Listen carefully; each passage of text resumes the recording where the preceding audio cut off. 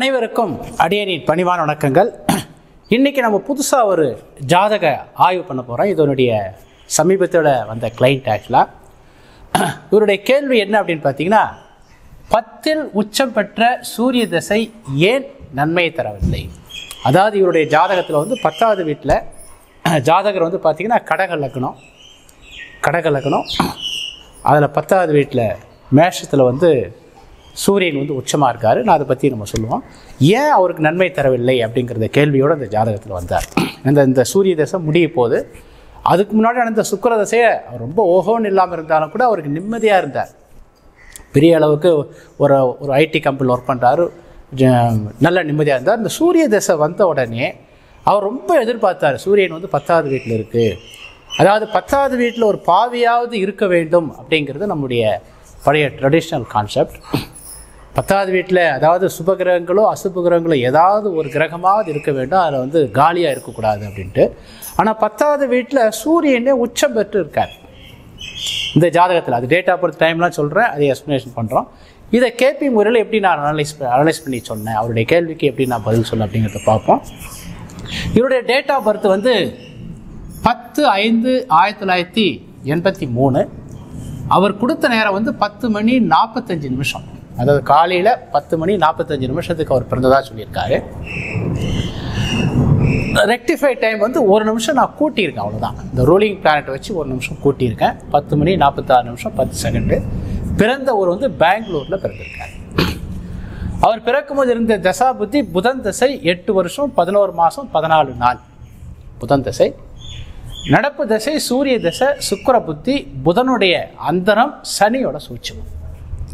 இது ட்ரெடிஷனல் முறை பிரகாரம் கணிக்கப்பட்ட இது ஜாதகம். இந்த ஜாதகத்தை பார்த்தீங்கன்னா கடக லக்னம். இந்த கடக லக்னத்துக்கு 10வது வீட்டில் சூரியன் இருக்கார். அதாவது எப்போதுமே சித்திரை மாதம் பிறந்தால் சூரியன் இங்கே தான் இருக்கும், ஒரு காமன் அது. அப்போ இந்த சூரியன் உச்சம் பெற்றால் நன்மையை தருமா அப்படின்னா அதை மட்டுமே வைத்து நாம் பலன் சொல்லக்கூடாது. ஏன்னா இது வந்து இவருக்கு மட்டுமே உரிய ஜாதகமானா இல்லை, இது ஒரு பொது ஜாதகம். இந்த ஜாதகம் மாதிரி கிட்டத்தட்ட இந்த மாதத்தில் இந்த நேரத்தில் பிறக்கிற எல்லாருக்குமே கிட்டத்தட்ட இதே ஜாதகமாக தான் இருக்கும். நல்லா யோசித்து பார்த்தீங்கன்னா தெரியும், இது இவருடைய ஜாதகம் இல்லை, இது ஒரு பொது ஜாதகம். இதை வைத்து நாம் பலன் சொல்வதில் என்பது ஒரு அறிவுபூர்வமான முறை அல்ல. ஏன்னா இந்த சூரியன் வந்து ஒரு மாதம் ஃபுல்லாக இங்கே தான் இருக்கும். இந்த மதியம், அதாவது சூரியன் வந்து இந்த ஜாதகத்துக்கு லக்னத்துக்கு 10வது வீட்டில் இருக்கார். லக்னத்துக்கு 10வது வீட்டில் இருக்கக்கூடிய இந்த சூரியன் வந்து இந்த மாதம் ஃபுல்லாக இதே இடத்துல தான் இருப்பார். அப்போ சூரியன் உச்சம் பெற்றது அப்படிங்கிறது ஒரு பொது விதி, அது தனிப்பட்ட பலனை தராது. அப்போ இந்த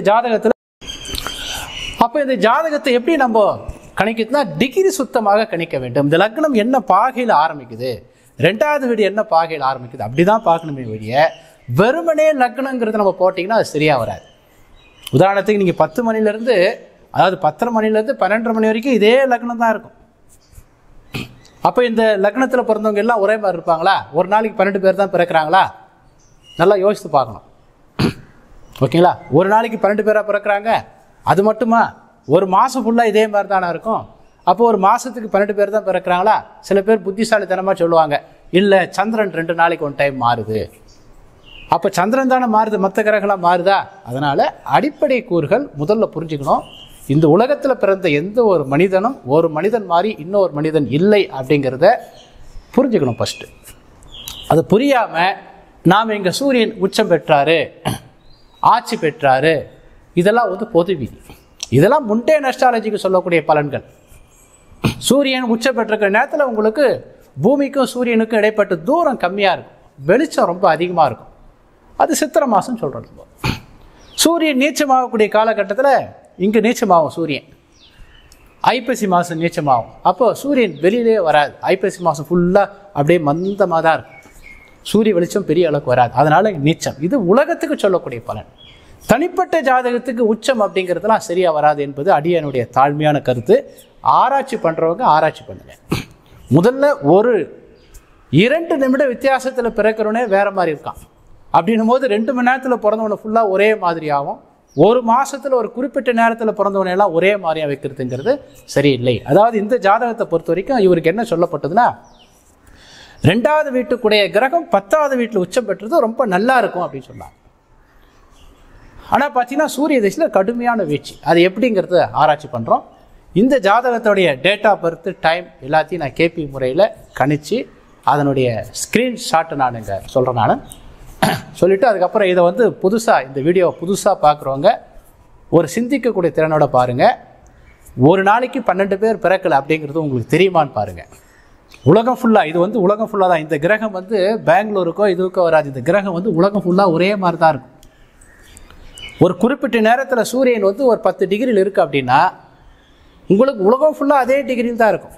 அதனால் பாவத்தோட ஆரம்ப முனைகளை வைத்து தான் நம்ம டிசைட் பண்ண முடியுமே ஒழிய 2 கிரகங்களுடைய சேர்க்கை, ஒரு கிரகத்தோட பார்வை, இந்த பார்வை சேர்க்கை இதெல்லாம் மாதக்கணக்காக ஒரே மாதிரி தான் இருக்கும். அதுவும் பெரிய பெரிய கிரகம்னு சொல்லக்கூடிய ராகு, கேது, குரு, சனிக்கெலாம் உங்களுக்கு அப்படியே வருஷம் ஃபுல்லாக ஒரே மாதிரி தான் இருக்கும். அதனால் அதெல்லாம் ஒரு பொது விதி. அதை வைத்து தனிப்பட்ட ஜாதகத்தை நம்ம பலன் ஒருத்தர் சொல்கிறாரு நல்லா பலிதமாகுதுன்னா அது அவருடைய தனிப்பட்ட திறமை, அவ்வளோதான வழிய அறிவியல் பூர்வமாக இல்லை. ஒரே மாதிரி சொல்ல முடியாது. தேவைப்பட்ட பார்வை எடுத்துக்குவாங்க, தேவைப்பட்ட சேர்க்கை எடுத்துக்குவாங்க, தேவைப்பட்ட வக்கரத்தை எடுத்துக்குவாங்க. அந்த மாதிரி இல்லாமல் ஒரு சிஸ்டமேட்டிக்காக யார் பார்த்தாலும் இது என்னுடைய மாணவர்கள் பார்க்குறாங்க அப்படின்னா இந்த ஜாதகத்துக்கு பலன்கள் எல்லாருக்கும் தெரியும். இந்த ஜாதகத்தில் எது நல்ல கிரகம் கெட்ட கிரகம்னு அவங்களுக்கு யூகிக்க முடியும். இந்த ஜாதகத்தை என்னுடைய மாணவர்கள் கிட்டத்தட்ட என்கிட்ட படித்த மாணவர்கள் ஒரு 7500 8000 மாணவர்கள் இருக்காங்க. அவங்கக்கிட்ட இந்த ஜாதகத்தை கொடுத்தா இந்த ஜாதகத்தில் என்ன கிரகம் தீமையான கிரகம் அப்படின்னு கேட்டால் 1 நிமிஷம் டயத்தில் எல்லாரும் ஆன்சர் சொல்லிடுவாங்க. ஒன்றில் இந்த வீடியோவே நீங்கள் பொறுமையாக பார்த்தீங்கன்னா இந்த வீடியோ முடியும் போது கூட உங்களால் சொல்ல முடியும். அது மட்டும் இல்லாமல் இதே யூடியூப் சேனலில் கீழே டிஸ்கிரிப்ஷனில் என்னுடைய ஜாதக ஆய்வுகளை நான் கொடுத்துருக்கேன். அதையும் போய் பாருங்கள். நிறைய பிளேலிஸ்ட் ஜாதக ஆய்வோட பிளேலிஸ்ட் கொடுத்துருக்கேன். அந்த ஆய்வுக்கும் பாருங்கள். ஒரே மெத்தடாலஜி தான். இந்த மெத்தடாலஜி புரிஞ்சிட்டிங்கன்னா ஈஸியாக இருக்கலாம். இப்போ நம்ம ஸ்க்ரீன்ஷாட், இந்த ஜாதகத்தோட ஸ்க்ரீன்ஷாட் நான் சொல்கிறேன். இப்போ ஜாதகத்துக்கு வருவோம். அனைவருக்கும் வணக்கம். இந்த ஜாதகத்தோட டேட் ஆஃப் பர்த் 10/5/1983 செவ்வாய்க்கிழமை பிறந்திருக்காரு. 10:45 காலையில் பிறந்திருக்கார். அவர் கொடுத்த நேரம் கரெக்ஷன் பண்ண நேரம் வந்து 10:46 10 பிறந்த ஊர் பெங்களூர். அதனுடைய ரேகாம்சம் 77 degree 35 minute 37 அச்சாம்சம் 12 degree 58 minute 19 north. பிறந்த நட்சத்திரம் வந்து ரேவதி நட்சத்திரம். ராசி வந்து மீன ராசி. லக்னம் வந்து கடக லக்னம். பூசம் 1ஆம் பாதத்தில் லக்னம் ஆரம்பிக்குது. நடப்பு தசை, அதாவது பிறக்கும் போது இருந்த தசா இருப்பு, பிறப்பு கால தசா இருப்பு புதன் தசை 8 வருடம் 11 மாதம் 14 நாட்கள். நடப்பு தசை சூரிய தசை, சுக்கிர புத்தி, புதனுடைய அந்தரம், சனியோட சூட்சுமம். இந்த ஜாதகத்தை கணிக்கிறதுக்கு நம்ம யூஸ் பண்ணுறக்கூடிய அயனாம்சம் கேபி நியூகோம் அயனாம்சம் 23 டிகிரி 36 மினிட்டு 47. அதாவது இந்த ஜாதகத்தை நீங்கள் வேறு ஏதாவது சாஃப்ட்வேரில் கணிச்சா இந்த மாதிரி டீட்டெயில்ஸ் கரெக்டாக இருக்கான்னு செக் பண்ணிக்கிறதுக்காக தான் நான் இதெல்லாம் சொல்கிறேன். நான் இப்போ இந்த ஜாதகத்தில் 12 பாவத்தோட ஆரம்ப முனைகள், இதுதான் 12 பாவத்தோட ஆரம்ப முனைகள். இது ராசி கட்டம் நவாம்ச கட்டம். இந்த ராசி கட்டம் நவாம்ச கட்டத்தை நீங்கள் அப்படியே பாருங்கள். இந்த ஜாதகத்தை நான் என்ன பண்ணுறேன், ஜஸ்ட் 1 மணி நேரம் இன்க்ரீஸ் பண்ணுறேன். இந்த ராசி கட்டத்தில் ஏதாவது ஒரு மாற்றம் வருதான்னு பாருங்கள். 1 மணி நேரம் இன்க்ரீஸ் பண்ணாலும் அதே மாதிரி தான் இருக்கும். ராசி கட்டத்தில் எந்த ஒரு மாற்றமும் இருக்காது. இதில் பெரிய ஒரு வித்தியாசமே இருக்காது. இப்போ 1 நாள் குறைக்கிறேன், எதனா மாறுதா பாருங்கள், எதுவுமே மாறாது, அப்படியே தான் இருக்கும். அதனால் இது ஒரு பொது விதி அப்படின்னு தான் நம்ம திரும்ப சொல்லிகிட்ருக்கோம். இந்த வெறும் ராசி கட்டம் என்பது அந்த குறிப்பிட்ட ஜாதகருக்கு உண்டான ஜாதகம் இல்லை, அது ஒரு பொது ஜாதகம். அப்போ அவருக்கு மட்டுமே உரிய ஜாதகங்கிறது இதுதான். இந்த ஜாதகத்தில் பார்த்தீங்கன்னா இது அவருக்கு மட்டுமே உரிய ஜாதகம். இந்த ஜாதகத்தில் லக்ன பாவத்தோட ஆரம்ப டிகிரி 3 டிகிரி 25 மினிட். லக்ன பாவத்தோட ஆரம்ப டிகிரி 3 டிகிரி 25 மினிட். 2வது வீடு 3வது வீடு 12 பாவத்தோட ஆரம்ப முனைகள் வந்து இங்கே ரெட் கலரில் கொடுத்துருக்கோம். இது பார்த்தீங்கன்னா தெரியும். கிரகங்களை வந்து நம்ம ஒவ்வொரு கிரகம் என்னென்ன டிகிரியில் இருக்குதுன்னு கொடுத்துருக்கோம். இந்த கட்டத்தை தனியாக ஜூம் பண்ணி கூட நான் காமிக்கிறேன். நான் அதே மாதிரி 12 பாவத்தோட ஆரம்ப முனைகள். இப்போ லக்ன பாவம் எடுத்திங்கன்னா கடகத்தில் லக்னம் ஆரம்பிக்குது, பூசம் 1வது பாதத்தில் லக்னம் ஆரம்பிக்குது, 2வது சிம்மத்தில் மகம் 1ஆம் பாதத்தில் லக்னம் ஆரம்பிக்குது. இந்த மாதிரி 12 பாவங்கள் எந்த நட்சத்திர பாதத்தில் ஆரம்பிக்குது அங்கே கொடுத்துருக்கோம். அதனுடைய ராசி அதிபதி, நட்சத்திராதிபதி, உபநட்சத்திராதிபதி, உபநட்சத்திராதிபதினு இப்படி போட்டிருக்கோம். அதேமாதிரி கிரகமும் எந்தெந்த இப்போ சூரியன் எடுத்திங்கன்னா அது மேஷத்தில் பரணி 4ஆம் பாதத்தில் இருக்குது, சந்திரன் மீனத்தில் ரேவதி 2ஆம் பாதத்தில் இருக்குன்னு அதனுடைய நட்சத்திர பாதத்தை கொடுத்துருக்கோம். இந்த ஜாதகத்தை கரெக்ஷன் பண்ணது இது ஓரளவுக்கு உங்களுக்கு கேபி முறை என்னுடைய மாணவர்களாக இருந்தால் எல்லாருக்கும் தெரியும். இந்த ஜாதகத்தை கரெக்ஷன் பண்ண போது இருக்கக்கூடிய காஸ்டிங் டைம், அதாவது இந்த ஜாதகத்தை கணிக்கும் போது 19/2/2025 11 மணி 11 நிமிஷத்துக்கு இந்த ஜாதகத்தை நம்ம கேஸ்ட் பண்ணுறோம். அப்போ இருக்கிற கிரக நிலையில் சனி வலுவாக இருக்கிறதால நாம் இங்கே சனி தான் வச்சுருக்கோம். ஆக்சுவலாக இந்த சனி தான் இங்கே ரூலிங் பிளானட்டில் நம்ம வச்சுருக்கோம். அதை நீங்கள் பொறுமையாக பார்த்தீங்கன்னா தெரியும், கொடுத்த நேரத்துலேருந்து எப்படி கரெக்ஷன் பண்ண அப்படின்னு தெரியும். இப்போ இந்த ஜாதகத்தில் 12 பாவத்தோடைய ஆரம்ப முனைகள் இதான். 12 பாவத்தோட ஆரம்ப முனைகள். இந்த ஆரம்ப முனைகள் தான் ஒரு ஜாதகத்தையும் இன்னொரு ஜாதகத்தையும் வேறுபடுத்துதுங்கிறதால இதுதான் விதி அப்படின்னு சொல்கிறோம், இதுதான் கொடுப்பனை அப்படின்னு சொல்கிறோம். இது கிரகங்கள் கிட்டத்தட்ட அன்னைக்கு ஃபுல்லாக ஒரே மாதிரி தான் இருக்கும். சந்திரன் மட்டும் ஒரு நாளைக்கு ஒரு நட்சத்திரத்தை மாற்றுறதால ஒரு 2 மணி நேரத்துக்கு ஒன் டைம், 3 மணி நேரத்துக்கு ஒன் டைம், 4 மணி நேரத்துக்கு ஒன் டைம் பிளானட்டை பொறுத்து. சந்திரனுடைய உபநட்சத்திரம் சுக்கிரனாக இருந்தால் அது 2 டிகிரி இல்லையா, அப்போ 2 டிகிரி 13 மினிட் 20 செகண்டுங்கிறதால கிட்டத்தட்ட அது ஒரு 4.5 மணி நேரத்துக்கு மேலே டைம் எடுத்துக்கும். மீதி அந்த நட்சத்திரம் ஃபுல்லாக சந்திரனுக்கு ஒரே மாதிரி தான் இருக்கும். மீதி கிரகம்லாம் உங்களுக்கு சூரியன் ஒரு நட்சத்திரத்தை கடக்கிறதுக்கு 13 நாள் ஆகும். அப்போ கிட்டத்தட்ட அன்றைக்கி பிறந்தவங்களுடைய கிரக நிலை இதே மாதிரி தான் இருக்கும். நீங்கள் ஒரு 5 நிமிஷம் கூட்டிட்டிங்கன்னா இந்த ஜாதகத்தை இப்போ என்ன நேரமோ டைம் 10:46 கொடுக்குறோம் இல்லையா, 10:51 போடுங்களேன், இல்லை 10:40 போடுங்களேன், இந்த கிரகத்தோட நிலையில் எந்த மாற்றமும் வராது. ஆனால் பாவங்கள் என்பது பூமி தன்னைத்தானே சுற்றுவதால் வரக்கூடிய அந்த பாவங்கள் என்பது ஒவ்வொரு ஊர்லேயும் பிறந்த ஊரோட லாங்கிடியூடு லேட்டிடியூடு அச்சரேகை தீர்க்கரேகை தகுந்த மாதிரி இந்த 12 பாவங்கள் மாறும். குறிப்பாக லாங்கிடியூடுன்னு சொல்லக்கூடியது லக்னத்தோட டிகிரியும், லேட்டிடியூடு வடக்கு தெற்குன்னு சொல்கிறோம் பார்த்தீங்களா, அது மற்ற 12 பாவங்களை நிர்ணயிக்கும். இதுதான் 12 பாவத்தோட ஆரம்ப முனை. முதல்ல சூரிய திசைக்கு எப்படி நம்ம பலன் சொல்கிறோம் அப்படின்னு பார்ப்போம். இந்த ஜாதகத்தில் சூரியன் சுக்கிரனுடைய நட்சத்திரத்தில் புதனோட உபநட்சத்திரத்தில் இருக்கார். சூரியன் இந்த ஜாதகத்தில் சுக்கிரனுடைய நட்சத்திரத்தில் புதனோட உபநட்சத்திரத்தில் இருக்காரு. இப்போ நம்ம என்ன பண்ணுறோம்னா இந்த ஜாதகத்தில் திரும்பவும் சொல்கிறேன், இங்கே இந்த பழைய முறைங்கிறது காமன் முறை. எங்கே உட்காந்துட்டு இருக்காருன்னு பார்த்தீங்கன்னா 2 மணி நேரம் வரைக்கும் ஒரே இடத்துல தான் இருப்பார். அப்போ இந்த சூரியன் விதின்னு சொல்லக்கூடிய இந்த பாவ முனையில் எந்த பாவ முனையை சூரியன் ஆளுகின்றான்னு பார்ப்போம். இந்த பாவ முனையில் எங்கேயாவது இருக்காரான்னு பார்ப்போம்.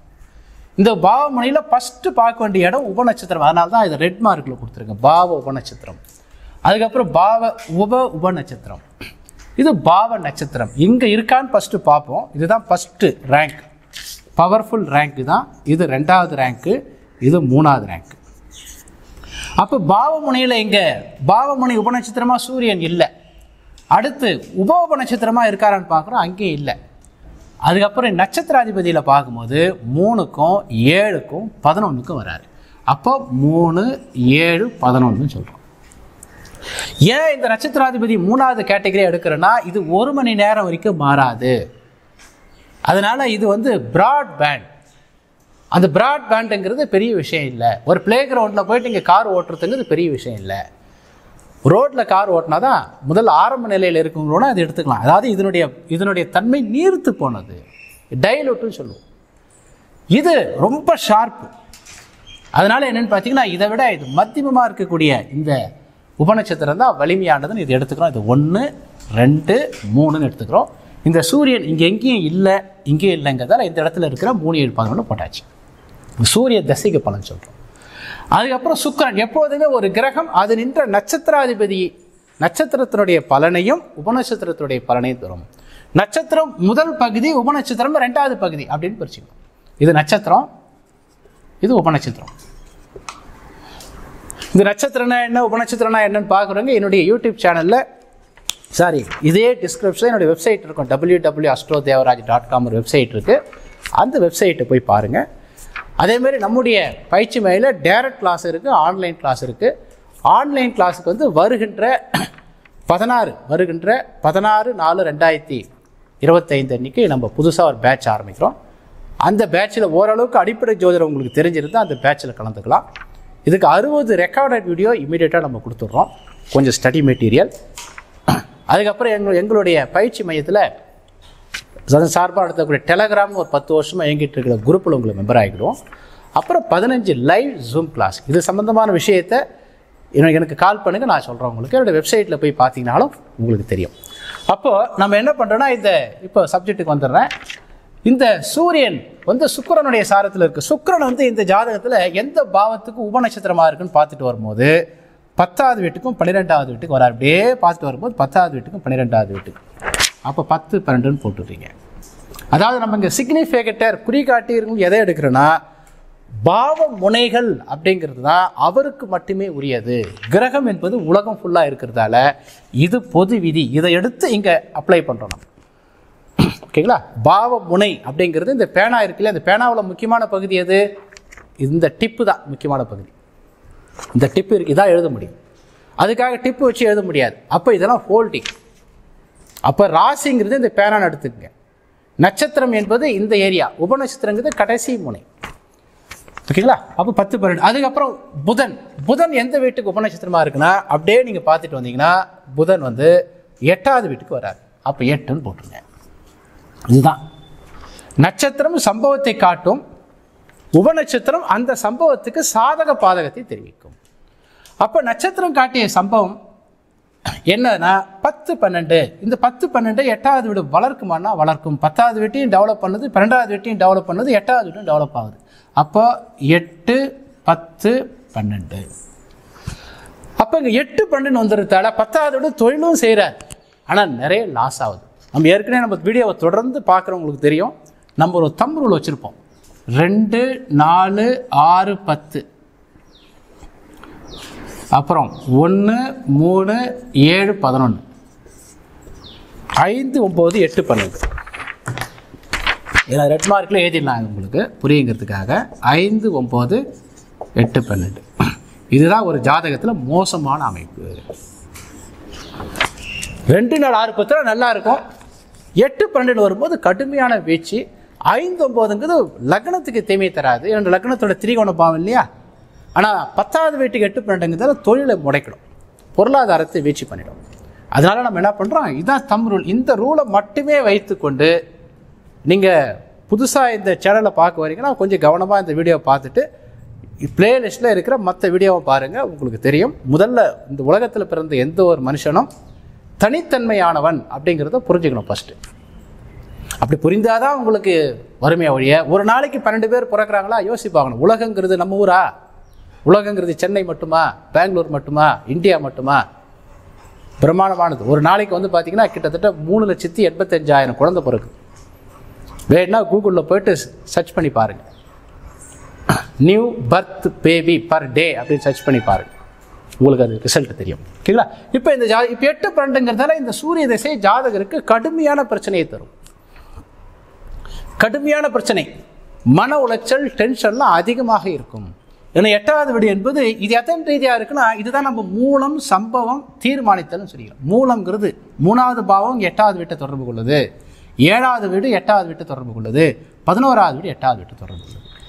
இந்த 3 பாவங்களும் 3, 8, 12ங்கிறதால 3வது பாவம் இவருக்கு 3வது பாவம் தகவல் தொடர்பு. இவருக்கு வரக்கூடிய தகவல்லாம் தவறான தகவலாக வரும்.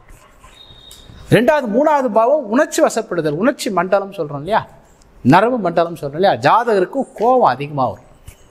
7வது வீடு மற்றவரை தொடர்பு கொள்வதன் மூலமாக ஜாதகருக்கு பிரச்சனைகள் நிறைய வரும். ஏன்னா 7வது பாவங்கிறது நம்மை சந்திக்கக்கூடிய நபர்கள், மனைவி, அது மட்டும் இல்லாமல் வாடிக்கையாளர்கள், நம்ம யார் யாரெல்லாம் சந்திக்கிறோமோ அவங்களாம் 7வது பாவம். ஏன் 7வது பாவம் சொல்கிற, லக்னத்துக்கு நேர் எதிரில் இருக்கக்கூடிய 180 டிகிரியில் இருக்கிற பாவம் 7வது பாவம். லக்னத்திலிருந்து எக்ஸாக்ட் 7வது பாவம். அப்போ வாழ்க்கையில் நம்ம யார் யாரெல்லாம் சந்திக்கிறோமோ அவங்க எல்லாம் 7வது பாவம். அவர்கள் ரீதியாக பிரச்சனை.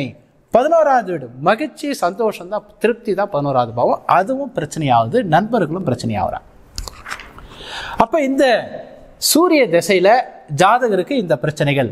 நம்ம பழைய முறையில் பார்க்கும்போது என்ன பண்ணாங்கன்னா, முதல்ல வந்து ரெண்டு கூடிய கிரகம் 10வது வீட்டில் உச்சமாக இருக்கிறது பிரமாதமாக இருப்பீங்க. 10வது தொழில் ஸ்தானம், அதில் ஒரு கிரகம் உச்சம் பெறுவது என்பது நல்ல அற்புதமான அமைப்பு அப்படின்னு தான் சொன்னாங்க. அதுக்கப்புறம் என்ன பண்ணாங்கன்னா, யோசித்து பார்க்கும்போது இந்த சூரியன் இருக்கிற நட்சத்திரம் எந்த நட்சத்திரத்தில் இருக்கிறாருன்னா, சூரியன் வந்து சுக்கிரனுடைய நட்சத்திரத்தில் இருக்கிறாரு. பரணி நட்சத்திரத்தில், பரணி 4வது பாதத்தில் இந்த சூரியன் இருக்கிறாரு. அந்த சூரியன் வந்து பரணி நட்சத்திரம். பரணி நட்சத்திரோட ஓனர் யாருன்னா சுக்கிரன். சுக்கிரன் லக்னத்துக்கு 12வது வீட்டில் இருக்கிறாரு. அதனால சூரிய தசை பிரச்சனை. இங்கே வெறும் சாரத்தை மட்டும் பார்க்கல, நல்லா புரிஞ்சுக்கணும். இங்கே வந்து சாரத்தை மட்டுமா பார்க்குறோம், அந்த பிளானட் எங்கே உட்கார்ந்து இருக்கிற நம்ம பார்க்கவே இல்லை. இந்த உட்கார்ந்து அமர்ந்த இடம் அப்படிங்கிறது அவருக்கு மட்டுமே உரியது அல்ல. ஒரு கிரகம் செய்யக்கூடிய பாவ பலன் அப்படிங்கிறது அது இந்த 12 பாவத்தில் 12 பாவ முனைகளில் எந்த பாவ முனையை தொடர்பு கொள்கிறதோ அதற்கு தகுந்த மாதிரி தான் தன்னை மாற்றிக்கொள்ளுமே ஒழிய இந்த அமர்ந்த இடம் என்பது இவருக்கு மட்டுமே சொந்தமானது அல்ல. இந்த சூரியன் வந்து சுக்கிரனுடைய சாரத்தில் சுக்கிரன் 12வது வீட்டில் போனதால் அவருக்கு பிரச்சனை அப்படின்ட்டு அதுக்கப்புறம் கொஞ்சம் மேம்பட்ட நிலை, அது தவறுன்னு சொல்லல, ஒரு மேம்பட்ட நிலை. ஆனால் என்னன்னு பார்த்தீங்கன்னா, இது எல்லாம் பொது விதி. இந்த ஜாதகத்தில் இந்த பாவத்தோடைய ஆரம்ப டிகிரியை வைத்து நீங்கள் சொன்னீங்கன்னா தான் அவருக்கு உண்டான ஜாதகம் இருக்குமே ஒழிய, ஏன்னா இந்த உலகத்தில் ஒரு நிமிட இடைவெளியில் பிறந்தவர்கள் கூட வேறுபட்ட வாழ்க்கை தான் வாயிறாங்க. எல்லாம் யோசித்து பார்க்கணும்.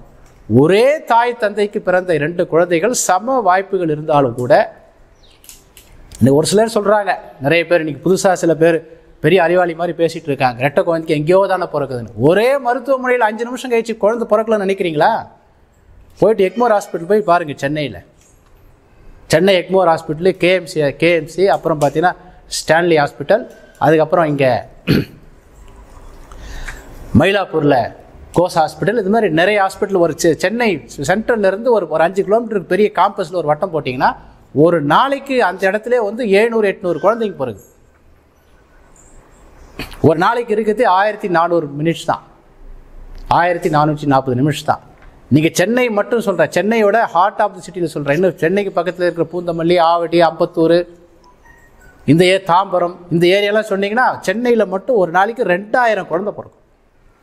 சென்னையை மட்டும், சென்னையிலேருந்து ஒரு 50 கிலோமீட்டர் ரேடியஸில் நீங்கள் பார்த்தீங்கன்னா காஞ்சிபுரம் இதெல்லாம் எடுத்திங்கன்னா எங்கேயோ போகிறோம். ஒரு நாளைக்கு எவ்வளோ நிமிஷம் இருக்குது? 1440 நிமிஷம் தான்.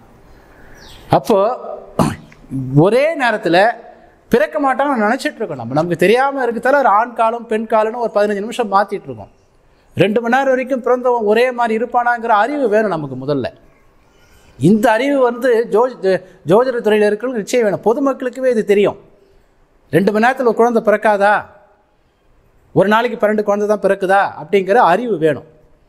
அதனால் சில பேர் அறிவாளின்னு தன்னை நினச்சிக்கிட்டு ரொம்ப சில பெரிய விஐபி ஜோதிடர்கள் சொல்கிறாங்க இல்லையா, நான் பேர் குறிப்பிட்ட நான் சொல்ல மாட்டேன், அவங்க வளர்ந்தால் தான் நாங்கள் வளர முடியும். இங்கே இந்த பயிற்சி மையத்துக்கு, எங்கள் பயிற்சி மையத்துக்கு வரவங்க எல்லாருமே பழைய ஜோதிட முறையை படித்து தான் வராங்க. நானே எங்கள் பயிற்சி மையத்துக்கு ஏதாவது ஒரு ஜோதிட மையத்தில் படிச்சுட்டு அப்புறம் தான் வாங்கன்னு சொல்லுவோம். ஆனால் என்ன, அது அடிப்படை. அது அந்த அடிப்படையை வைத்து கொண்டு நீங்கள் வெறும் 8வது 9வது படிச்சுட்டு நீங்கள் வந்து கம்ப்யூட்டர் சாஃப்ட்வேர் இன்ஜினியர் ஆக முடியாது, டாக்டர் ஆக முடியாது. ஒரு ப்ரொஃபஷனல் லைஃப்பில் நீங்கள் டெவலப் ஆகணும்னா ஒரு மாஸ்டர் டிகிரி படித்தா தான் ப்ரொஃபஷனல் லெவலில் பெரிய ஆளாக முடியும். அதே மாதிரி ஜோதிட துறையில் ஒரு வளர்ச்சி பெற வேண்டும் என்றால் நடுநிலையாளர்கள் சிந்திக்க வேண்டும். ஓகே, இப்போ இந்த சப்ஜெக்ட்டுக்கு வந்துடுறேன். அப்போ சூரிய தசை இந்த ஜாதகருக்கு பிரச்சனையை தந்தது உண்மையாயிடுச்சு. சரி, சுக்கிர தசை எப்படி இருந்திருக்குன்னு பார்ப்போம். சுக்கிர தசையை பார்க்கும்போது சுக்கிரன் இந்த ஜாதகத்தில் பாருங்க, சுக்கிரன் ராகுவோட நட்சத்திரத்தில், ராகுவோட உபநட்சத்திரத்தில் இருக்காரு. அதாவது நட்சத்திரம் வந்து ராகு, உபநட்சத்திரமும் ராகு வாரத்தில், நட்சத்திரமும் உபநட்சத்திரமும் ஒரே கிரகமாக இருந்தால் ஒரு சிறப்பு விதி, உப நட்சத்திரத்தை எடுத்துக்கணும். ஏன்னா இது மேட்டர், இது டிசைடர். அப்போ மேட்டரும் டிசைடரும் ஒரே கிரகமாக இருக்கும்போது நாம் இங்கே நட்சத்திரம் உபநட்சத்திரம்னா உப நட்சத்திரம், இந்த சுக்கிரனுடைய உப நட்சத்திரம் எதுனா சனி அப்படின்ற கிரகம். அப்போ சனியை கொண்டாந்து இங்கே போட்டுக்கணும். இப்போ இந்த ஜாதகத்தில் சுக்கிரன் வந்து 10க்கும் 12க்கும் உபநட்சத்திரம். ஓகேலா, 10க்கும் 12க்கும் உபநட்சத்திரம். இது தீமையான பாவம் தான். ஆனால் அது நின்ற நட்சத்திரம் ராகு எந்த வீட்டை தொடர்பு கொள்றாருன்னு பார்த்தீங்கன்னா, ராகு இந்த ஜாதக கட்டத்தில் அப்படியே பார்த்தீங்கன்னா 3வது வீட்டுக்கு வராரு. அப்போ 3ன்னு போட்டுருங்க. ஏன்னா இந்த ராகு 3வது பாவ முனையின் உபநட்சத்திரமா இருக்கிறார். அடுத்து சனி. சனி இந்த ஜாதகத்துல எந்த பாவ முனையோட இருக்கிறார் அப்படின்னு பார்த்தீங்கன்னா, இந்த ஜாதகத்துல சனி வந்து நல்லா பார்த்துக்கணும் 1, 5, 7, 11. அப்போ 1, 5, 7, 11. இங்க நட்சத்திரம் சம்பவத்தை காட்டும், உபநட்சத்திரம் சாதக பாதகம். நட்சத்திரம் உபநட்சத்திரம் ஒரே கிரகமாக தவிர இது சம்பவம், இதுக்கு பேர் சம்பவம்னு எடுத்துக்கிறோம். இது சாதக பாதம். 3வது வீட்டுக்கு இது எல்லாம் சாதகமானது தான். 3வது வீட்டுக்கு, ஏன்னா 3வது பாவங்கிறது அகம் சார்ந்த பாவம். நம்ம 12 பாவங்களை பிரிக்கும் போது ஒற்றைப்படை பாவங்கள், இரட்டைப்படை பாவங்கள் பிரிக்கிறோம் இல்லையா? அப்போ ஒற்றைப்படை பாவங்கள் ஒரு அணியாகவும், இரட்டைப்படை பாவங்கள் ஒரு அணியாகவும் 2 அணியாக நம்ம பிரிச்சிடறோம்.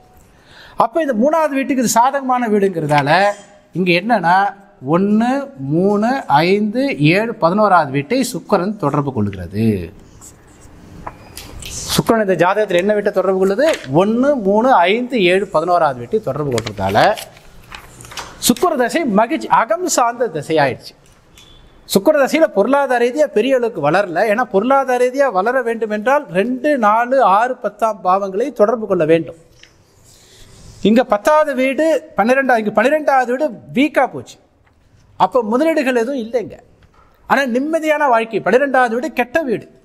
அது 11வது வீட்டை தொடர்பு கொள்ளும்போது 12வது வீட்டை கெடுக்கக்கூடிய 7, 11 பாவங்கள் இருக்கிறதால இந்த சுக்கிர தசையில் அவர் நிம்மதியா இருக்காரு. திருமணம், குழந்தைகள், மனமகிழ்ச்சி, சந்தோஷம் எல்லாம் இருக்கிறாரு. பொருளாதார ரீதியாக பெரிய வளர்ச்சி அடையவில்லை என்றாலும் கூட இந்த சுக்கிர தசையில் அவருக்கு பெரிய அளவுக்கு வரல. அதாவது ஒரு ஜாதகத்தில் தசை என்பது 40 மார்க்கு, புத்தி என்பது 40 மார்க்கு, அந்தரத்துக்கு 20 மார்க்.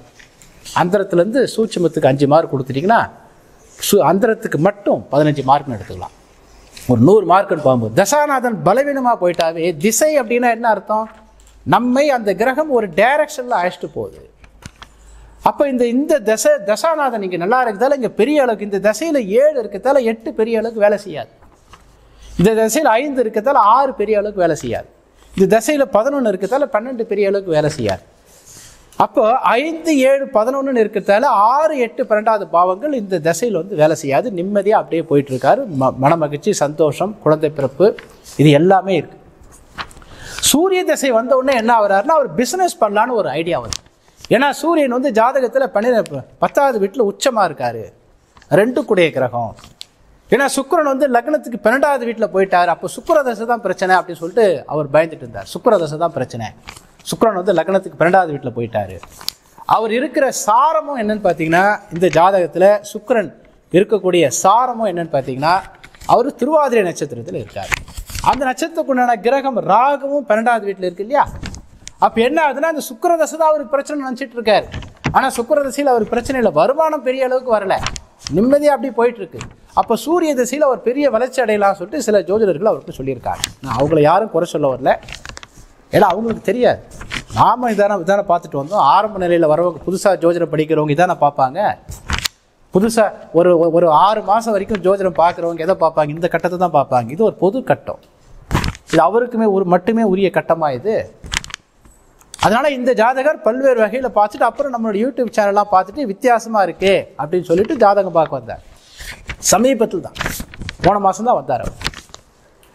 அப்போ பார்க்கும்போது பாவம் முனைகளை வைத்து பார்க்கும்போது 12 பாவ முனைகளை கணித்து பார்க்கும்போது சுக்கிரன் வந்து பணத்தை தராமல் இருந்தாலும் கூட நிம்மதியாக இருந்தது. ஆமாம் சார், சுக்கிர தசையில் நான் நிம்மதியாக வேலைக்கு போனால் சம்பாதிச்சேன். சூரிய தசை வந்த உடனே திடீர்னு எனக்கு மனசு மாறிச்சு. ஏன் அப்படின்னா தசா புத்திகள், சந்திரனை அடிப்படையாக கலக்கூடிய தசா புத்திகள் எந்தெந்த பாவங்களை தொடர்பு கொள்கிறதோ அந்தந்த பாவ ரீதியான எண்ண ஓட்டங்கள் இருக்கும். அப்போ இந்த 8 இது வந்து 3, 7, 11ங்கிறதால 3வது பாவம் வழியாகவும் 7வது பிஸ்னஸில் போலான்ற எண்ண ஓட்டங்கள் அவர் வந்துடுது. பட் இதன் ரீதியாக அவர் பிரச்சனை அப்படிங்கிறது தான். 2வது, இந்த சூரிய தசையில் தகப்பனாருக்கும் ஜாதகருக்கும் நிறைய பிரச்சனை. சூரியனுடைய அவ்வளவு காரகம். ஒரு அரசியல்வாதி கிட்ட சில பிஸ்னஸுக்காக அவர் பணம் கொடுத்து அதை ஏமாந்து போயிட்டார். இந்த சூரியனுடைய காரகம் அப்படியே வேலை செய்யும். 2வது, மனைவிக்கும் நிறைய பிரச்சனை, மனைவிக்கு ஆரோக்கிய பாதிப்பும் கொடுக்குது. ஏன்னா 7வது வீட்டு உபநட்சத்திரமா இருக்கு இல்லையா? நண்பர்கள் கிட்டலாம் எதிரியா போயிட்டார். நண்பர்கள் கிட்டலாம் சண்டை போடுற, ஒருவருக்கொருவர் சண்டை போடுற மாதிரி ஆயிட்டார். அப்போ இதுதான் காரணம். இப்போ இந்த ஜாதகத்தில் அப்படியே பார்க்குறேன், இந்த ஜாதகத்தில் எந்தெந்த கிரகங்கள் இவருக்கு புதுசாக பார்க்குறவங்களுக்கு நம்ம 2 கிரகத்தை நான் போட்டு காமிச்சிட்டேன் இல்லையா? இதே மற்ற கிரகத்துக்கு எப்படி பலன் சொல்லுதுன்னு பாருங்க. இந்த ஜாதகத்தில் பாருங்க, சூரியன் வந்து இந்த ஜாதகத்தில் ஏற்கனவே சொன்ன மாதிரி 8, 10, 12 வீட்டை தொடர்பு கொள்கிறது. சந்திரன் அது தசைக்கு தகுந்த மாதிரி மாறும். சந்திரனுக்கு மட்டும் அது பிறக்கும் போது எந்த நட்சத்திரம் உபநட்சத்திரத்தில் இருந்ததோ அதில் இருக்காது. ஏன்னா பிறக்கும் போது இவருக்கு புதன் தசை, சந்திர புத்தி. அதனால தான் புதன் தசை 8 வருஷம் 11 மாதம் நம்ம சொல்கிறோம். அதுக்கப்புறம் கேது தசை வந்தோடனே சந்திரனுடைய நிலை மாறிடும். அப்போ சந்திரனுடைய நிலை நிலையற்றது. ஓகேங்களா? இப்போதைக்கு 7, 10வது வீட்டை தொடர்பு கொள்ளுது. அதுக்கப்புறம் செவ்வாய் 3, 7, 11வது வீட்டை தொடர்பு கொள்கிறது. இதை வந்து பார்த்தீங்கன்னா நான் இப்போ இங்கே பார்க்குறேன், பக்கத்திலே ஸ்க்ரீனில் அங்கே நான் போட்டுருவோம். நான் அந்த ஸ்க்ரீனில் இந்த 12, 9 கிரகம் எந்தெந்த கிரகம் நல்லா இருக்குன்னு 12 பாவத்தோட ஸ்க்ரீனில் பார்த்துருங்க. ரொம்ப ஈஸியாக இதில் எந்தெந்த கிரகங்கள் ஜாதகருக்கு மன உளைச்சலை தரும் அப்படின்னா அதில் சூரியன் என்ற கிரகம் தான் கடுமையான மன உளைச்சலை தரும். அதுக்கப்புறம் பார்த்தீங்கன்னா அப்படியே பார்த்துட்டு வந்தீங்கன்னா செவ்வாய் 3, 7, 11 அது நல்லா இருக்கும். பொருளாதாரத்தை அதிகமாக தராமல் இருந்தாலும் அந்த 2வது கேட்டகரியில் வந்துடுது இல்லையா. 3, 7, 11ங்கிறது நல்லா இருக்கும். அதுக்கப்புறம் புதனும் 3, 7, 11 புதன் 3, 7, 11 தொடர்பு கொள்றதால புதனுடைய காரங்கள் அவருக்கு நல்லாவே இருக்கும். ஒரு மகிழ்ச்சி சந்தோஷத்தையும் கொடுக்கும், ஓரளவுக்கு பொருளாதாரத்தையும் தரும். அப்புறம் குரு 1, 3, 5, 7, 11 குருவும் நல்லா தான் இருக்குது. சுக்கிரன் 1, 3, 5, 7, 11 அதுவும் நல்லா தான் இருக்குது. சனி 4, 6, 8, 12 இந்த தொடர்புகள் எல்லாமே என்ன அப்படின்னா நாம் வந்து ஏற்கனவே இந்த போட்டுக்கிட்ட அந்த 12 பாவத்தோட ஆரம்ப முனைகளை வைத்து இதை வைத்து தான் போடக்கூடியது. நீங்களே ஈஸியாக போட்டு பார்க்கலாம். கொஞ்சம் கவனித்து பார்த்தீங்கன்னா ஓரளவுக்கு சிந்திக்கக்கூடிய நபர்களாக இருந்தால் இந்த தொடர்புகளை நீங்களே போடலாம். ஒளிமறைவு இல்லாமல் சொல்கிறேன். நான் இந்த பயிற்சி மையம் நடத்தினாலும் கூட நம்முடைய பயிற்சி மையத்தில் 90% சோஷியல் மீடியாவில் இலவசமாக கொடுத்துரும். இங்கே பயிற்சி மையத்துக்கு வரக்கிறதுக்கு காரணமே என்னென்னா உங்களுக்கு டவுட்டை கிளாரிஃபை பண்ணுறது தான் இங்கே வரீங்க. கிட்டத்தட்ட 900 வீடியோஸ் இந்த யூடியூப் சேனல்லே இருக்குது. இது எல்லாமே டெலிகேபின், அதில் ஒரு 1000க்கு மேலே இருக்குது. அதுக்கப்புறம் என்னுடைய மாணவர்கள் நிறைய பேர் இருக்காங்க. கேபி அஸ்ட்ராலஜி தமிழ்னு போட்டிங்கனாவே நிறைய மாணவர்கள் இருக்காங்க. நம்முடைய பயிற்சி மையத்தில் படித்தவங்க நிறைய மாணவர்கள் இருக்காங்க. இன்னொன்று சொன்னால் கேபி முறையில் மட்டும்தான் நீங்கள் பயிற்சி கொடுக்க முடியும். ஏன்னா பயிற்சி கொடுத்தா ஆசிரியர் என்ன சொல்கிறாரோ அதே தானே மாணவர் சொல்ல முடியும். அதான பயிற்சிங்கிறது.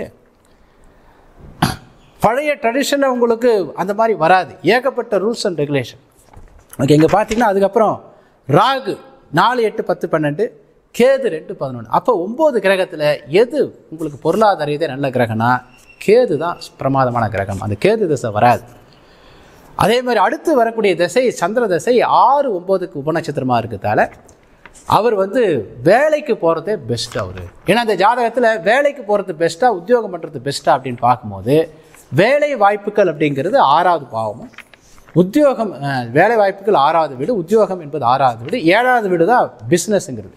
7வது வீட்டு உபநட்சத்திரம் யாருன்னு பார்த்தீங்கன்னா சனி தான் 7வது வீட்டு உபநட்சத்திரம். சனி இந்த ஜாதகத்தில் பார்த்தீங்கன்னா செவ்வாயுடைய சாரத்திலையும் சந்திரனுடைய உபநட்சத்திரத்திலையும் இருக்கார். சனி பார்த்தீங்கன்னா ஏற்கனவே பார்த்த மாதிரி 1, 5, 7, 11 இங்கே இருக்கு இல்லையா, அப்படியே போட்டுருங்க. அதுக்கப்புறம் செவ்வாய் 12 பாவத்தில் செவ்வாய் எங்கே இருக்குன்னு பார்த்தீங்கன்னா எந்த பாவ முனைக்கும் உபநட்சத்திரமாக வரலை, உப நட்சத்திரமாக வரலை. 4, 8, 12க்கு வரார். அப்போ 4, 8, 12 போட்டுருங்க. சந்திரன் இந்த ஜாதகத்தில் 6க்கும் 9க்கும் வரார். அப்போ 6, 9 போட்டுருங்க. ரிசல்ட் என்ன அப்படின்னா நட்சத்திரம் காட்டிய பாவத்தை உபநட்சத்திரம் தடுக்கவில்லை. அப்போ 4, 8, 12 வேலை செய்யுது. 6வது வீட்டுக்கு சாதகம் எழுதுல 6வது வீட்டையும் போட்டுக்கலாம். 9வது வீட்டுக்கு 8வது பாவம் 12வது பாவத்தில் 9வது வீடு கட் ஆகிடுது. அப்போ 4, 8, 12 அப்படிங்கிறது மன உளைச்சலும் டென்ஷனையும் கொடுக்கறதால ஒரு வியாபாரத்தில் பெரிய அளவுக்கு ஒரு சாதிக்க முடியாது. 2வது 7வது பாவ முனை அப்படிங்கிறது வெறும் சனி மட்டும் இல்லை. 7வது பாவ முனைங்கிறது சூரியன், சனி, புதன் 3 கிரகமும் வருது. இப்போ நடக்கிற தசை புதன் தசையாக இருந்தால் நீங்கள் ஓகேன்னு சொல்லலாம். ஏன்னா புதன் ஏற்கனவே நம்ம பார்த்தோம் இல்லையா, புதனோட இன்டர்லிங்க் என்ன காமிக்குது, புதனோட இன்டர்லிங்க் வந்து இந்த ஜாதகத்தில் ஏற்கனவே நம்ம ஸ்க்ரீனில் காமிச்சோம் இல்லையா. புதனோட இன்டர்லிங்க் வந்து 3, 7, 11 தொடர்பு கொள்ளுது இல்லையா. நடக்கிற தசை புதன் தசை இல்லை.